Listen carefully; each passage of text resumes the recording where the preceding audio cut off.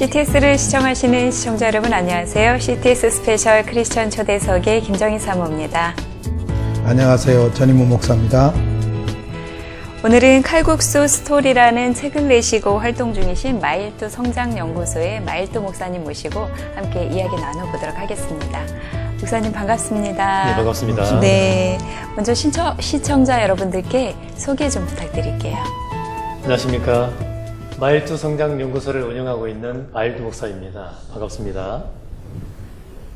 목사님 반갑습니다. 요즘 먼 길 와주셔서 반갑습니다. 네. 목사님 뭐 보니까 참 좋은 책을 한 권 쓰셨대요. 칼국수 스토리. 예. 그 칼국수라는 말 자체가 굉장히 다정다감한 생각이 드는데 이 책이 인기가 있어서 어느 서점에서는 상위권에 올랐더라고요. 네. 이 책 내용이 어떤 내용인지 예. 좀 말씀해 주시죠. 칼국수 스토리는 먹는 칼국수 얘기가 아니고요. 네. 첫째는 칼럼 더하기 수필 이야기라는 뜻입니다. 그리고 두 번째는 한국 사람이라면 싸고 맛있어서 누구나 즐겨 먹는 건강식품이 칼국수인데 네.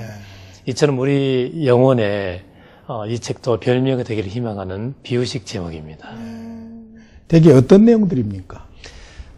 칼럼에서는 인류가 궁금해왔던 그런 대표적인 이슈들을 소개를 했고요. 네. 예를 들자면은 좋으신 하나님이라면 왜 악마와 이 세상에 악을 허용하실까? 그리고 좋으신 하나님이 어떻게 해서 선악과 하나 따먹었다고 에덴 동산에서 아담과 하와를 쫓아내실 수 있을까? 그리고 형벌의 상징인 십자가를 왜 기독교의 로고로 사용하셨을까? 또 기독교가 이야기하는 행복의 진정한 의미는 무엇일까? 또한 그리스도인들은 천직을 어떻게 발견할까? 뭐 이런 내용들을 적었고요. 그래서 저는 이제 칼럼에 아주 혁신적인 그런 옷을 입히려고 애를 많이 썼습니다. 네. 또한 수필에서는 우리 그리스도인들이 경험했던 그런 하나님에 대한 최고의 순간들, 예, 그런 순간들을 칼럼에 수필에 넣었고요. 뿐만 아니라 우리나라에 있는 전국 그 목사님들과 그리고 평신도들 제가 일일이 다 인터뷰를 해서 적어놨습니다. 예. 사실은 칼국수 스토리 그래서 나는 무슨 칼국수 사업 이야기인 줄 알았는데 네. 그게 아니고 사실은 구수한 칼국수 생각을 하면서 인생의 아주 중요한 이슈들 네, 그런 문제들을 다루고 있구만요. 맞습니다. 그러게요. 목사님 특별히 이렇게 칼럼과 수필을 병행하는 저작물들이 흔치 않은데 네. 이렇게 구성하신 이유가 특별한 이유가 있으신가요? 예, 있습니다. 오직 단 하나로 표현을 하자면요. 네. 독자들에게 특별한 경험을 제가 제공해드리고 싶었습니다. 왜냐하면 이 세상에는 이미 칼럼은 넘쳐나거든요. 네. 대중들이 칼럼에 대해서 가지고 있는 이미지는 나이 드신 그 노인 할아버지가 쓰는 딱딱하고 재미없는 글이라는 이미지를 가지고 있습니다. 네. 저는 이런 대중들의 선입관을 깨뜨리고 싶었습니다. 그래서 인류가 그동안에 궁금해왔던 그리고 독자들에게 가장 호기심을 줄 만한 그런 대표적인 이슈들을 정해서 네. 그 이슈들의 어떤 혁신적인 그런 옷을 입히고 싶었고요. 혁신적인 옷을 입히기 위해서는 또 파격적인 스토리가 필요했습니다. 네. 그래서 파격적인 스토리로 패러다임의 전환을 가져왔고요. 뿐만 아니라 수필도 사실 세상에 넘쳐납니다. 네, 그렇죠. 어떻게 하면은 독자들로 하여금 이 수필이 아주 새롭게 다가오게 할 수 있을까. 그래서 제가 생각했던 게 하나의 어떤 그 문제제기였습니다. 네. 어떻게 하면 독자들이 서 있는 살 얼음판이 탱크가 와도 깨지지 않게 할 수 있을까. 여기서 말하는 살 얼음판은 TV보다 지루함, 재미없음, 그리고 참을 수 없는 가벼움, 네. 그리고 아무것도 건질 게 없는 내용입니다. 저는 이것들을 이제 해소하고 그리고 세계 최고의 책에는 언제나 세 가지가 들어가 있습니다. 재미와 의미와 감동. 재미는 새로움에서, 또 의미는 성찰에서, 또 감동은 스토리에서 나오거든요. 그래서 저는 이것들을 깊이 생각하고 독자들에게 특별한 경험을 제공해 주기 위해서 이것들을 넣으려고 애를 많이 썼고요. 네. 그리고 최고의 소재만 사용했습니다. 그리고 리얼리티가 있는 예와 비유, 대조, 역설로 그렇게 다양하게 했고 뿐만 아니라 수필 27개 수필 각 주제마다 드라마식 수필 또 소설식, 동화식, 드라마식, 칼럼식 이렇게 다양하게 해서 지루하지 않고 역동적으로 했고요. 53개로 제가 구성을 해놨는데 네. 53개로 구성해 놓은 이유도 있습니다. 예. 52주가 1년이거든요. 그렇죠. 53은 2년째로 넘어간다는 것을 의미합니다. 네. 마찬가지로 우리 인생 이야기도 계속된다는 것을 의미합니다. 또 베드로가 잡은 물고기 숫자가 153마리인데요. 거기서 1을 뺀 숫자가 53입니다. 베드로가 은혜로 물고기를 잡은 것처럼 우리 인생도 하나님의 은혜로 살게 된다는 것을 의미합니다. 어떤 공동체든지 자기들이 목표하는 그 사명 선언문이 있어서 네. 사역의 방향이라든지 목표를 이렇게 결정해 가잖아요. 네. 그러니까 목사님이 정하고 계시는 그 사명 선언문 그걸 소개해 주시면 책의 핵심도 다 들어가 있을 것 같아요. 예. 네. 저는 어릴 때부터 굉장히 제 자신을 부족하다고 생각했습니다. 그래서 어떻게 하면 나 자신을 성장시킬 수 있을까? 그리고 나 자신을 성장시킬 수 있는 것이라면 무슨 일이든 다 하겠다고 작정했습니다. 네. 그렇게 해서 제가 세 가지를 이제 관심을 많이 가졌는데요. 첫째는 성경 통독입니다. 그래서 성경 통독을 지금까지 토시 하나 안 빼놓고 한 50독 정도를 했습니다. 네. 성경을 통독했더니 가장 큰 유익한 점이 뭐냐면은 좌우로 치우치지 않게 되더라고요. 삶에서. 네. 그 다음에 이제 대학원에서, 일반 대학원에서 교육학을 전공했습니다. 네. 교육학을 전공하다 보니까 어떻게 교육을 해야 되겠다. 그리고 사람들을 가르쳐야 되겠다. 그걸 알게 됐고요. 마지막이 이제 대표적인 그 독서입니다. 네. 저는 굉장히 가난한 삶을 살았습니다. 신학교 다닐 때도 늘 아르바이트를 했거든요. 그래서 책을 한 권을 사더라도 아무 책이나 살 수 없었습니다. 그래서 제가 선택한 전략이 뭐냐면은 에디슨이 이런 얘기를 했습니다. 우리는 그저 좋은 책은 읽으면 안 된다. 최고의 책만 읽어야 된다. 그래서 저도 최고의 책만 읽었습니다. 네. 뭐 경제, 경영, 자기관리, 또 마케팅, 리더십, 교육, 상담, 그리고 글쓰기, 수필, 뭐 장르를 가리지 않고 읽었는데요. 그렇게 하다 보니까 제 마음속에 성공자들의 마인드가 들어오더라고요. 네. 그래서 어느 사이에 저도 그들의 어떤 마인드를 닮아가게 됐고, 그 세 가지를 하는 가운데 제가 느끼게 된 것은, 이 세상에는 보다 빠르고 쉽고 확실한 방법으로 성장할 수 있는 방법이 있구나. 그래서 제가 이제 만든 게 10년에 걸쳐서 만든 게 사명선언문입니다. 네. 빠르고 쉽고 확실한 방법으로 사람들이 성장하도록 돕는다. 그래서 결국 마일드 성장연구소가 나왔고요. 네. 이것을 통해서 이제 제가 계속해서 교육하고 또 강의하고 그런 사역을 지금 감당하고 있습니다. 네. 빠르고 쉽고 확실하게. 확실하게. 네, 맞습니다. 네. 목사님 글쓰기에 달란트가 있다는 건 언제부터 아셨을까요? 또 해외에서도 네. 굉장히 목사님 글에 관심이 많다고 들었거든요. 네. 저는 사실대로 말씀드리면은 그렇게 특별한 사람이 아니었습니다.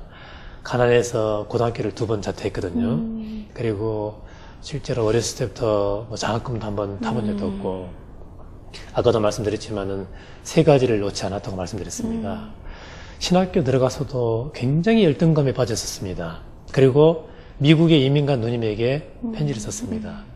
제가 쓴 제 글씨체는 2가지입니다. 하나는 남자 필기체, 하나는 여자 글씨체. 네. 여자 글씨체로 예쁘게 써서 이제 그림도 그리고 말풍선도 그려서 거기다가 코믹한 글도 실어가지고 누님에게 보냈습니다. 그때 누님이 저한테 칭찬하는 글을 보내더라고요. 네. 너는 어쩌면 그렇게 글도 잘 쓰고 글씨도 잘 쓰니. 저는 누님이 동생이 너무 부족하니까 동생 기쁘게 해주려고 일부러 그러는구나 그렇게 생각했습니다. 네. 그런데 어느 순간부터 재미교포들이 한두 사람씩 저에게 편지를 보내더라고요. 그분들도 저에게 전도사님 어쩜 그렇게 편지도 글도 잘 쓰고 글씨도 잘 씁니까? 그러더라고요. 이번에는 누나가 짜고 그렇게 하는구나 그렇게 생각했습니다. 네. 그런데 어느 날 제 이런 생각을 바꿔주는 그런 사건이 하나 있었습니다. 네. 미국 알래스카 주에 있는 한 시의 시장 부인이 네. 미국 누님이 살고 있는 시애틀주 근처로 여행을 왔다가 네. 그분의 친구분을 만나게 된 겁니다. 네. 그런데 하필이면 그분의 친구분이 누님과 잘 아는 사이입니다. 서로 우연히 이제 만나가지고 예. 누님께서 그 시장 부인을 누님 집으로 초대를 한 겁니다. 초대해서 제 편지를 보여줬습니다. 네. 그분이 감동을 했습니다. 근데 그분도 저한테 편지를 보낸 거예요. 그분의 성함이 임옥선 집사님. 네. 알고 봤더니 그분이 한국에 계실 때 네. 그분의 남편이 주한 미국 대사였습니다. 아. 그리고 마치고 임기를 마치고 미국 가서 이제 알래스카주에 있는 한 시의 시장이 된 겁니다. 그분이 저에게 구구절절히 칭찬하는 글을 보내왔습니다. 네. 저는 그 편지를 읽고 또 읽었습니다. 그때 제가 한 가지 알게 됐습니다. 하나님께서 누나를 통해서 내게 주신 그런 말씀이 사실이구나. 하나님께서 내게 손톱만큼 정도 되는 글 쓰는 달란트를 주셨구나. 그때부터 세계 최고 수준의 책을 읽기 시작했고요. 네. 이것이 제 인생에 큰 도움이 됐습니다. 네. 그래서 제가 책을 쓰게 됐고, 그 다음에 이제 두 번째는 제가 그것은 이제 나중에 제가 말씀드리겠습니다. 그러니까 목사님의 오늘 읽기까지 아주 중요한 자산은 성경을 읽는 것, 네. 네. 그리고 독서하는 것. 네. 독서가 아주 중요한 자산이라고 지금 볼 수 맞습니다. 있는데 네. 주로 어떤 책들을 많이 읽었어요? 아까도 제가 말씀드렸습니다만은, 이제 목회자들, 특별히 신학생들은 대부분이 신앙서적 위주로 있습니다. 네, 그렇죠. 그런데 그것은 굉장히 폭이 좁습니다. 폭이 좁아집니다. 저는 일부러 그런 건 아니지만은 제가 목회하셨던 아버지의 서재에 고등학교 1학년 때쯤에 우연히 들어갔습니다. 우연히 들어가 보니까 거기에 데일 카네기, 그러니까 성공하기 아버지입니다. 데일 카네기, 로버트 슐러 목사님, 네. 그리고 노만 빈센트 필 박사님. 이런 분들의 책이 있는 거예요. 그래서 제가 그런 분들의 책을 읽고 얼마나 제가 고무됐는지 모릅니다. 그래서 그때, 그 이후로 계속해서 읽게 됐는데, 신앙서적은 기본으로 읽었고요. 경제, 경영, 자기관리, 마케팅, 리더십, 교육, 상담, 그 다음에 처세에 관한 책, 그리고 동화책, 수필. 아무튼 뭐 장르를 가리지 않고 세계 최고 수준의 책만 읽었습니다. 이것들이 제 사고방식에 지대하게 영향을 끼쳤고요. 이것들을 통해서 제가 또 글을 쓰는데 큰 도움이 됐습니다. 가장 결정적인 그 영향을 끼쳤다든지 네. 아니면 기억에 남는 책이 있다면 어떤 책이에요? 제가 책에도 소개해놨고요. 늘 얘기하는데 제가 세계 1등의 책이라고 소개하는 책이 있습니다. 미국 대통령의 친구이자 또 미국의 그 전설로 불리는 분인데 이분이 풀턴 오슬러라는 분입니다. 이분이 지었던 희망 건너기라는 책. 이제 물론 희망 건너기 이거는 물론 한국식 제목입니다. 그런데 이게 이제 수필이거든요. 그런데 기독교 신앙 수필인데 저는 이제 지금까지 이것보다 대단한 책을 못 봤습니다. 목사님 그래서, 희망 그네요? 희망 건너기. 건너기. 예. 네. 그런데 아쉽게도 이 책은 절판됐거든요. 아. 그래서 큰 이제 시립도서관이나 이런 데 네. 가면은 간혹 찾을 수가 있습니다. 네. 목사님 이렇게 책을 내시는데 경제적으로 어려움이 많이 있으셔서 네. 또 굉장히 어려우셨다고 들었는데 그 출판 과정에서 경험하신 또 하나님 은혜가 크셨을 것 같아요. 어떠셨어요? 예, 맞습니다. 저는 2012년 5월까지 부산에 있는 한 대형 교회에서 부목사로 사역하고 있었습니다. 네. 그런데 어느 날 제게 이런 생각이 들더라고요. 지금 이 순간 모든 것을 내려놓고 마음을 비우고 다시 시작하자. 그리고 책을 쓰자. 당시 저희 가정에 빚은 2천만 원 있었고 사택도 없었고 생활비도 없었고 모아놓은 돈도 없고 어디 갈 데도 없었습니다. 그러니까 제가 이런 얘기를 하니까 아내가 사정사정 하더라고요. 그만두지 말고 계속 목회를 하면 안 되겠습니까? 그런데 저는 하나님께서 주신 직관을 따라서 과감하게 사임을 했습니다. 네. 그랬더니 사임한 지 보름째부터 하나님께서 저를 전국 초청 설교자의 길로 인도해 주시더라고요. 네. 그래서 책이 아직 나오지 않았는데 하나님의 은혜로 약 40개의 교회를 제가 설교를 하러 다녔습니다. 네. 설교 내용은 책이 나올 걸로 보고 이제 수필에 나오는 이야기, 스토리 위주로. 네, 네. 그러니까 그 스토리니까 간증 형식의 설교니까 얼마나 그게 은혜가 되겠습니까? 그래서 하나님의 은혜로 사례비를 받아가면서 책을 쓰게 됐습니다. 네. 그런데 이제 4개월째 되니까 고정적인 수입이 없으니까 아내가 1년 4개월 정도 또 이제 또 그 직장 생활을 하게 됐습니다. 네. 뭐 어느 날 아내가 울고 들어오는 거예요. 왜냐면 아내가 영어영문학과 나오고 대구에서도 아주 유명한 그 영어 학원에서 강사로 일했기 때문에 네. 이름을 하더라고요. 너무 자존심 상해요. 왜냐면은 사장님이 그렇게 막말하시거든요. 예, 나이가 드신 사장님이 아내도 나이가 제법 이제 있는데도 그러니까 울면서 들어온 적이 자주 있었습니다. 그리고 아내가 일하러 가고 제가 5살짜리 아마 그때는 4살쯤 됐을 겁니다. 4살이네요. 4살짜리 딸아이를 제가 보면서 책을 쓰는데 딸아이가 계속 놀아달라고 하는 거예요. 그러니까 저는 못 놀아주고 그러니까 참 마음이 아픈데 하루 종일 아이에게 TV를 틀어주는 거예요.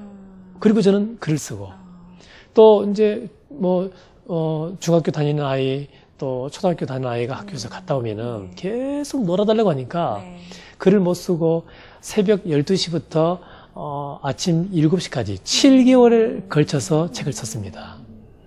어느 날 책을 쓰는데 3주 동안 영감이 안 떠오르는 거예요. 영감이 안 떠오르면은 어쩔 줄 모릅니다. 왜냐면 시간은 없고 빨리 책이 나와야 가족을 먹여 살릴 수 있는데 그러니까 저는 다급하고 그러는데 아무튼 그렇게 해서 하나님께서 3주 후에는 또 영감을 주시고 책을 썼는데 책을 쓰면 뭐합니까? 계약이 안 돼버리네요. 4개월간이나. 그래서 저는 하나님께 이렇게 외쳤습니다. 하나님, 주님께서 책을 쓰라고 하지 않았습니까? 그래서 책을 썼는데 이게 뭡니까? 그런데 4개월 동안 50군데 우리나라 대형 출판사에 보냈는데 한 군데도 계약이 안 되는 겁니다. 다행히 그중에 6개 출판사에서 연락이 왔습니다. 책이 좋으니까 계약을 하자고. 그런데 노예 계약을 하자는 거예요. 어떤 분은 10,000권이 팔릴 때까지 인쇄비를 받지 말아주십시오. 그런 거예요. 날로 먹겠다는 겁니다. 그래서 저는 거절했죠.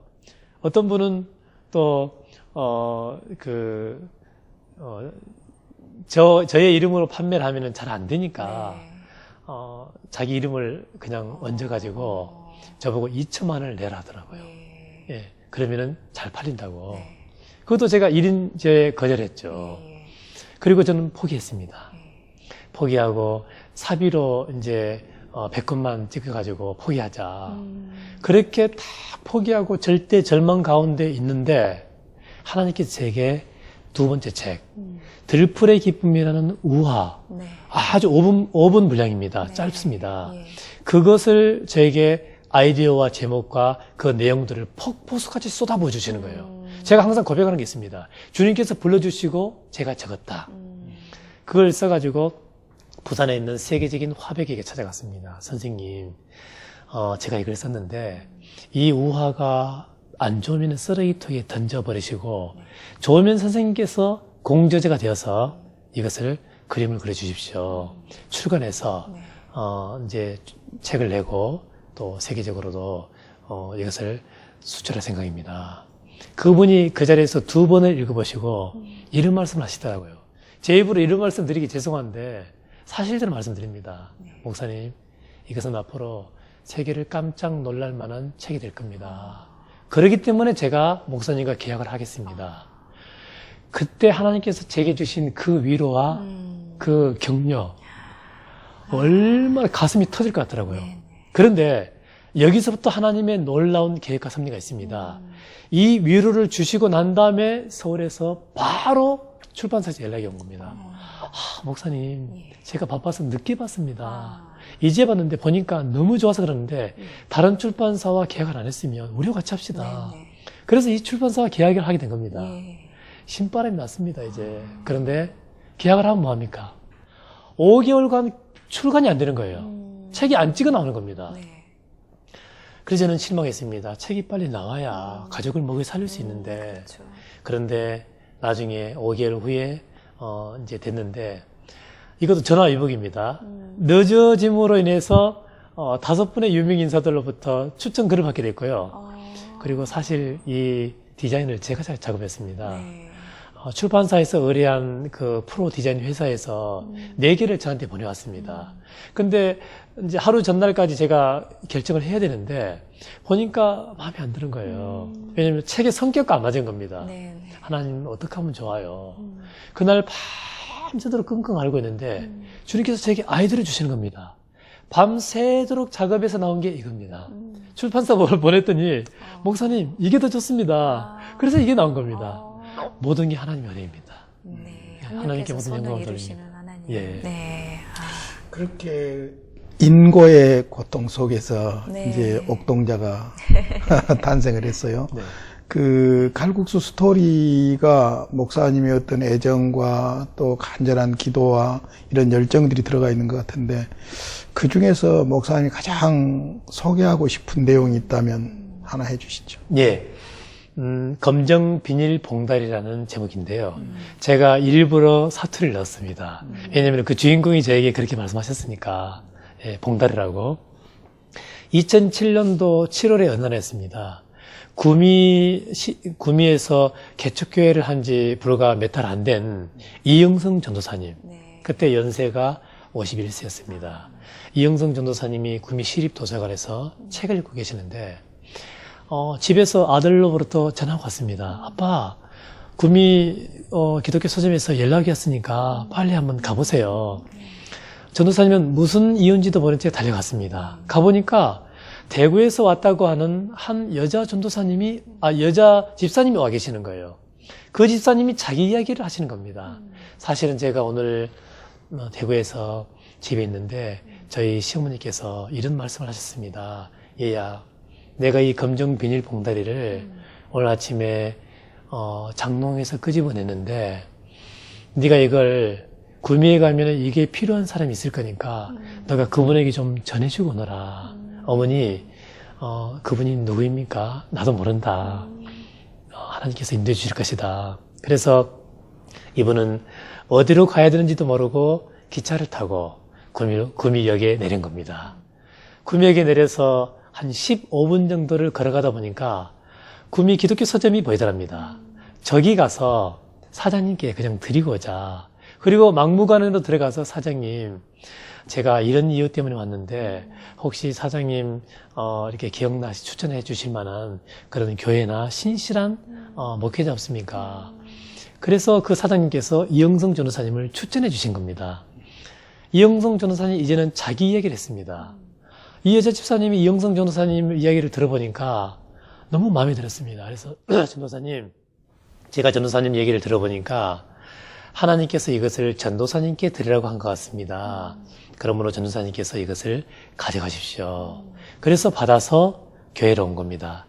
교회에 가서 열어보니까 300만 원이 들어있더랍니다. 그날이 토요일, 다음날 설교를 했습니다. 10명의 개척교회 성도들 앞에서 설교를 하고 난 후에 성도님들을 모아가지고 이런 얘기를 했습니다. 하나님께서 이걸 주셨는데 이 귀한 돈을 어디에 사용하면 좋을 것 같습니까? 성도님들이 전도사님을 가라고 하신 후에 자기들끼리 모여서 회의를 했습니다. 그리고 다시 전도사님을 불러가지고 전도사님, 저희들이 1,500만 원을 헌금하기로 작정했습니다. 1,500만 원, 전도사님께서 가져오신 300만 원 합해서 1,800만 원, 교회에 저금해 놨던 200만 원 보태서 2,000만 원, 그리고 며칠 뒤에 또 이분들이 500만 원을 헌금 작정했습니다. 2,500만 원으로 신형 그 스타렉스를 사가지고 이것을 우리 교회에 씁시다 이렇게 제안하는 겁니다. 전도사님은 깜짝 놀랐습니다. 왜냐하면 사실은 일주일 전에 전도사님이 승용차를 타고 가다가 시내에서 승용차가 너무 오래돼가지고 퍼져버린 겁니다. 이것을 폐차를 시켰습니다. 하나님 앞에 나가서 주님, 제 차가 퍼졌는데 폐차를 시켰는데 어떻게 하면 좋습니까? 저는 돈이 없습니다. 제가 자전거라도 한 대 사가지고 주의 복음을 전하러 다닐까요? 그러다 이렇게 기도를 드렸습니다. 하나님, 우리 교회 형편에 가장 맞고 적합한 12인승 봉고차를 주십시오. 그러면 운영하기도 좋고 또 유지하는 데도 좋을 것 같습니다. 그렇게 했는데 하나님께서 이 전도사님의 기도를 그대로 들응답해 주셨다는 겁니다. 전도사님은 8월 달에 휴가철에 전도사님의 동료들, 그러니까 동기들을 그 차에 가득 태우고 제가 사역하고 있었던 울산 정자교회로 내려갔습니다. 그리고 동기 모임을 다 마친 후에 저를 마당으로 인도해 가시더라고요. 그리고 하시는 말, 마전도사님, 이 차가 바로 그 검정 비닐봉다리 사인 차입니다. 그러더라고요. 얼마나 감동이 됐든지 저는 이것을 그냥 놔두기가 너무 아깝더라고요. 그래서 검정 비닐봉다리라는 사인으로 책에다가 내가 수필로 제가 적어놨습니다. 그런 류의 스토리들이 맞습니다. 책 안에 가득 차 있구만요. 네. 예. 사실은 좋은 글을 쓰려면 그 글을 쓰는 분의 인격이 그냥 쓸 수 있는 것이 아니고 준비된 네. 그런 분이라고 볼 수 있잖아요. 그런 면에서 아까 목사님께서 성경을 많이 읽는 것도 원인이고 독서를 많이 하는 것도 원인이겠지만은 단순히 그것뿐만이 아니라 온 몸으로 살아온 삶이 스토리로 나오지 않겠어요? 네. 그런 측면에서 우리 목사님께서 그런 글을 쓰는데 살아온 삶의 여정들도 깊은 관련이 있겠다 싶은데 살아온 이야기 좀 하시죠. 네. 저희 아버지께서는 목회를 하셨습니다.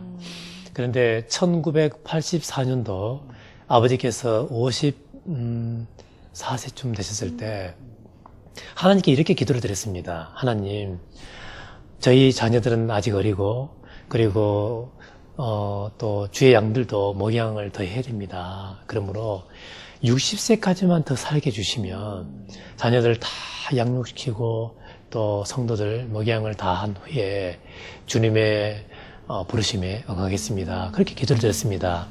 그렇게 기도를 드렸던 이유는 뭐냐면 아버지께서는 지병이 많으셨습니다. 무슨 신장을 하나 이렇게 떼어내셨고 돌이 가득 들어 있어가지고요. 그리고 고혈압 또 수술도 여러 번 하시고 목에 뒤에가 혹도 있었고 그리고 또 안질환도 있었고 또 심장도 안 좋으셨고 그런데 자녀들이 너무 어렸습니다. 그때 만약에 아버지께서 돌아가셨다면 저희 형제들과 가족은 아마 비참하게 살았을 겁니다.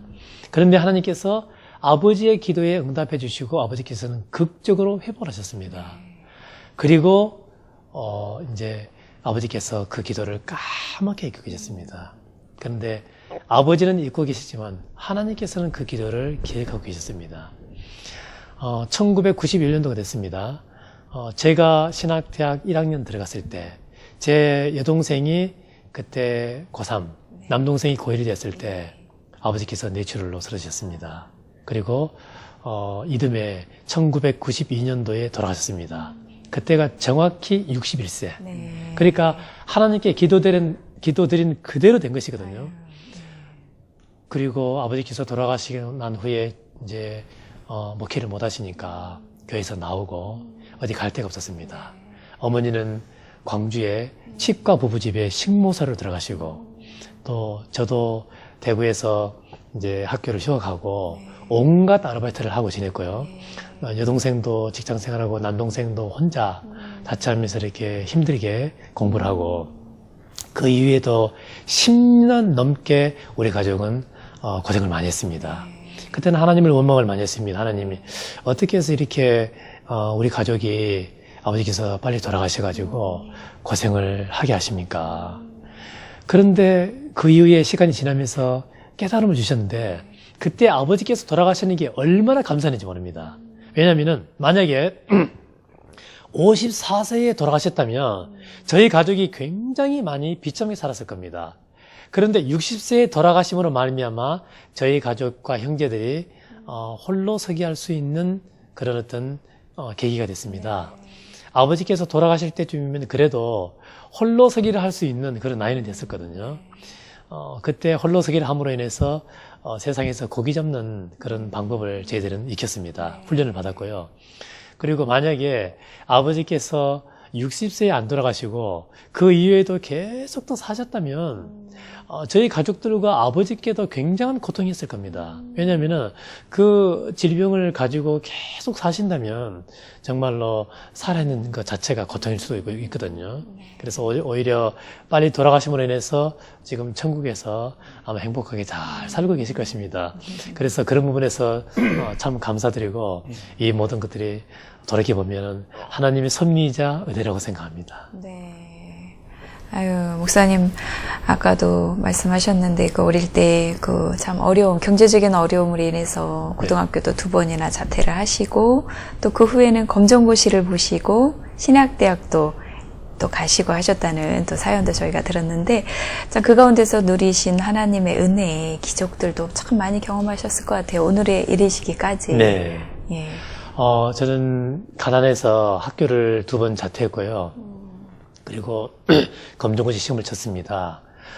그런데 제가 검정고시 시험을 치기 전에 대구에서 옛날 사람들은 압니다. 찬미선교단 최영도 간사님이라고 낮에 내처럼 밤에 날처럼 뭐 이런 노래를 작곡하신 분인데요. 그분 선교단에서 제가 베이직 기타를 배웠거든요. 그리고 대구 경배와 찬양에서 제가 베이직 기타를 쳤습니다. 그런데 저만 중졸이었고 나머지 단원들이 다들 엘리트인 겁니다. 뭐 계명대학교 성악과 하면 알아줍니다. 그 성악과 출신들. 예, 그리고 다들 대학도 나오고 얼마나 제가 자존심이 상했는지 모릅니다.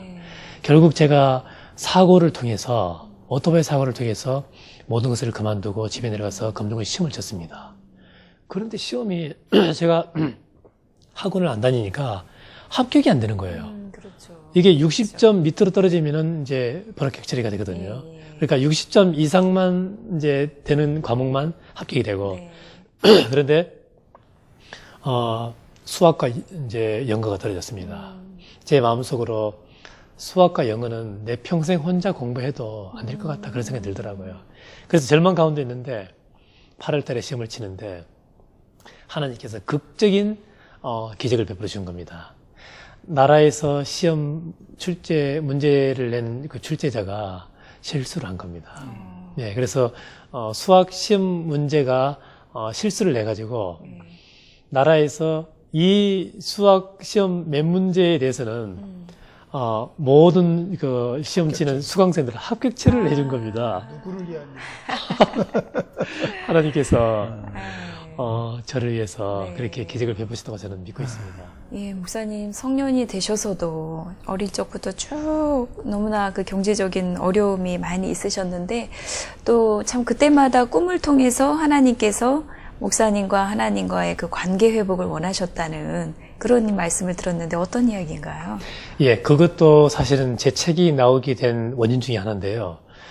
2002년도에 제가 신학대학원을 다니고 있었습니다. 네. 그런데 생활이 너무 어려웠습니다. 등록금을 마련할 수가 없었습니다.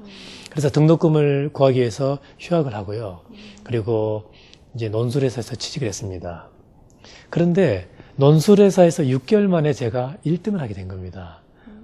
대구지사에서. 그만큼 제가 열심히 했습니다. 그런데 열심히 하려면은 거기에서 1등한 반면에 다른 부분에서 희생이 따르기 마련입니다. 논술회사에서 열심히 하다 보니까 너무 피곤해가지고 새벽에 나가서 이제 밤늦게 들어오니까 새벽 기도를 1년간 못 나간 겁니다. 당시 제가 교육 전도사였습니다. 주님께서는 영혼이 잘 돼야 범사가 잘 된다고 했는데 새벽 기도 못 나가서 기도를 못 하다 보니까 제 영혼이 잘 못 됐더라고요. 자, 그런데 무슨 문제가 발생하냐면은 돈을 벌기 위해서 일을 했는데 영혼이 잘 못 되다 보니까 육신이 잘 안 되고 범사가 안 되고 하다 보니까 오히려 빚이 수천만 원 쌓여버린 겁니다. 그래서 이제 저희 가정에 카드 빚으로 굉장한 고통이 찾아왔습니다. 이제는 하나님의 기적이 일어나지 않으면 죽을 수밖에 없는 그런 위기까지 처했습니다. 우리 부부는 날마다 한숨만 쉬었고요. 그리고 어느 날도 슬픔 가운데 잠을 자는데 주님께서 꿈에 저를 찾아주셨습니다. 저는 두렵더라고요. 분명히 주님께서는 성경 말씀에 깨어있어 기도할 때 주님을 맞이할 수 있다 했는데 제가 1년간 새벽 기도를 못 나갔기 때문에 주님을 맞이하려고 하니까 두렵더라고요. 주님께서는 제 생각을 아시고 먼저 제게 말씀을 하셨습니다. 맞다. 네 생각이 맞다.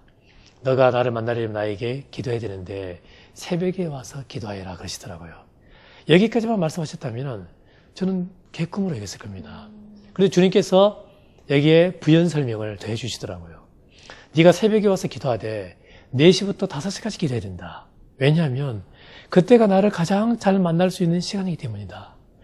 눈을 떠보니 새벽 3시 40분. 씻고 교회 가니 4시. 저는 4시부터 5시까지 무슨 이유인지도 모른 채 기도했습니다. 그런데 기도를 해도 아무런 응답이 없는 겁니다. 뭐 특별한 계시의 말씀도 또 감동도 그리고 환경이 변화도 없는 겁니다. 그럼 그렇지 내 인생에 무슨 기적이 일어나려고 아마 개꿈이었을 거야. 그리고 포기하려고 하는데 포기하려고 하니까 이 특별한 꿈이 너무 아깝더라고요. 왜냐하면 평생 이런 꿈은 뭐 거의 뭐 한두 번 꿀까 말까 하니까. 그래서 한 번 더 해보자. 다음 날도 그 시간에 교회 가서 기도했습니다. 또 호탕했습니다. 그런데 그날 저녁에 하나님께 우리 부부가 무릎 꿇을 수밖에 없는 일이 생겨났는데요. 우리 부부의 사정을 아무에게도 이야기한 적이 없었는데 지인이 수천만 원을 송금해가지고 부부가 가지고 있었던 수고하고 무거운 짐이 일순간에 해결된 겁니다. 저희 부부는 감격의 비명을 질렀고요. 그리고 저는 그날 밤에 한 가지 의문 때문에 잠이 안 오더라고요. 주님께서 한 번에 그냥 문제를 해결해 주시면 됐지. 왜 하필이면 4시부터 5시까지 이틀간 기도하게 하신 후에 기도를 응답해 주셨을까. 곰곰이 생각해 봤더니 하나님께서 중요하게 여기셨던 것은 제가 가지고 있었던 문제가 아니고 하나님과 친밀한 사랑의 교제였습니다. 한마디로 말하면 이거였습니다. 1년간 주님께 나아가서 기도를 못하다 보니까 하나님께서 조급했던 겁니다.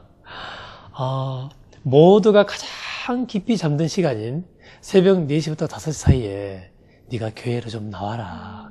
그리고 너와 함께 우리 데이트하자. 그러니 제발 교회로 좀 나와줄래? 이렇게 말씀하신 거거든요. 그리고 하나님과 저와의 사랑의 교제가 성립이 되니까 주님께서 제가 가지고 있었던 문제를 덤으로 해결해 주시고 저는 주님께서 해결해 주신 문제가 은혜가 너무 커서 이것을 그냥 놔둘 수가 없었습니다. 그래서 새벽에 주님께서 주신 은혜를 영원히 간직하기 위해서 새벽에 찾아온 불청각이라는 스릴러식 수필을 썼고요. 결국 이것이 이 책이 나오게 된 계기가 됐고요. 한 가지 아이디어가 떠오르더라고요. 그러니까 제가 주님을 만난 것처럼 다른 그리스도인들의 삶에도 그들의 인생에서 하나님을 만난 최고의 순간이 있을 것이다. 그렇다면 그것을 모아서 수필로 쓴다면은 모든 그리스도인들에게 유익이 되지 않을까. 그렇게 해서 이 책이 나오게 된 겁니다. 칼국수 스토리 안에 그 이야기들이. 그렇군요. 장시간 이렇게 목사님 이야기를 듣다 보니까 참 특별하게 하나님께서 간섭하고 계시구나. 지금 그런 느낌을 받았거든요. 앞으로 비전 또 기도 제목 있으시다면 좀 말씀해 주시죠. 네. 제 비전과 사명은 두 가지입니다. 첫째는 마일도 성장연구소를 통해서 계속해서 저술, 교육, 강의, 또 초청 설교로 한국교회와 세계교회를 섬기는 것이고요. 두 번째는 한국에서 목회하시다가 은퇴한 목회자님들, 그러니까 누군가의 도움이 없이는 도저히 살 수 없을 만큼 어려운 목회자님들 50명을 제가 양론을 만들어서 그분들 돌아가실 때까지 100% 무료로 모시는 게 제 사명입니다. 이것을 위해서 기도해 주십시오. 꼭 이루어지시기를 바랍니다. 오늘 이렇게 먼 길 와주셔서 너무 감사합니다. 네, 감사합니다. 제가 요즘 창세기 강해를 하고 있는데 요셉에 관한 부분을 강해를 하고 있어요. 그런데 37장부터 42장까지 이 부분인데요. 하나님께서 요셉의 삶에 간섭하시고 역사하시는 과정을 보니까 인간적으로 보면 참 억울하고 분통 터지고 그런 내용들인데 오히려 하나님은 그런 것들을 통해서 역사하고 계시더라고요. 그 집의 형제들로부터 거절당하는 것을 통해서 진짜 하나님의 사랑이 무엇인지를 배우게 하고요. 또 노예로 가서 억울하게 보디발의 집에서 살면서 믿음으로 살려고 그 사모님의 유혹을 거절했는데 오히려 그 거절 때문에 감옥에 들어가잖아요. 그런데 그 유혹을 통해서 진짜 하나님을 의지하는 법을 배우게 되더라고요. 뿐만 아니라 감옥에 가서도 두 관원장의 꿈을 해석을 했고 술 맡은 관원장이 복직되면 나 좀 기억해 달라고 했는데 잊어버리더라고요. 깨끗이 잊어버리는데 그것이 인연이에요. 거기서 오히려 요셉은 기다리는 법을 배우더라고요. 그러니까 사실은 요셉의 생애를 이렇게 강해를 하면서 보니까 요셉의 삶에 배경음악 같은 것이 있어요. 배경음악처럼 계속해서 들려지는 것이 있어요. 그게 뭐냐면은 하나님이 요셉과 함께 하시더라 그거죠. 그리고 하나님이 요셉과 함께 하시는 것을 주변 사람들이 다 알도록 해주셨더라고요. 그래서 참 하나님은 요셉과 함께 하심으로 요셉의 삶이 하나님이 주신 꿈대로 이루어졌다. 그걸 강의를 했는데 오늘 우리 마일드 목사님 말씀을 들으면서 하나님은 요셉에게만 함께 하시는 것이 아니라 지금도 자기 백성들과 함께 하시고 각자에게 주신 하나님의 비전 내지는 사명, 소명 그것을 이루어가고 있구나. 그걸 깨닫게 됐어요. 사실 우리는 현실이 어렵다고 자꾸 불신앙적인 삶의 태도를 갖게 되고 의심하게 되고 그러죠. 그런데 그게 아니고 오히려 힘들고 어려울수록 하나님만을 의지할 때 거기에서 하나님의 역사를 경험할 수 있다. 그런 생각을 해봅니다. 요즘 사회가 참 어수선합니다. 이단들의 악랄한 모습들에 우리가 경악을 금치 못하고 과연 이런 세상에 하나님은 계시는가 그런 생각도 들고 하는데 아닙니다. 하나님은 살아계십니다. 요셉의 하나님이 오늘 마일드 목사님의 하나님이시고 오늘 우리 모든 시청자 여러분들의 하나님이신 줄로 믿습니다. 우리 어려울수록 하나님을 의지합시다. 그럴 때 하나님께서 우리를 통해서 하시고자 하시는 일들을 이루어 주실 줄 믿습니다. 목사님 오늘 이렇게 장시간 감사합니다. 고맙습니다. 네, 감사합니다. 마일드 목사님과 이야기를 나누다 보니까요, 감동적인 책 한 권을 읽은 듯한 느낌입니다. 여러분은 어떠셨나요? CTS 스페셜 크리스천 초대석은 앱과 홈페이지를 통해서 다시 보실 수 있습니다. CTS 목포 방송을 검색해 주시기 바라고요. 아울러 저희의 모든 프로그램은 여러분의 기도와 또 후원으로 만들어져 가고 있습니다. 오늘 방송 보시고 감동되신 분들 아래 전화번호로 연락 주시면 감사하겠습니다. 오늘 순서는 여기까지입니다. 우리는 다음 주에 여러분과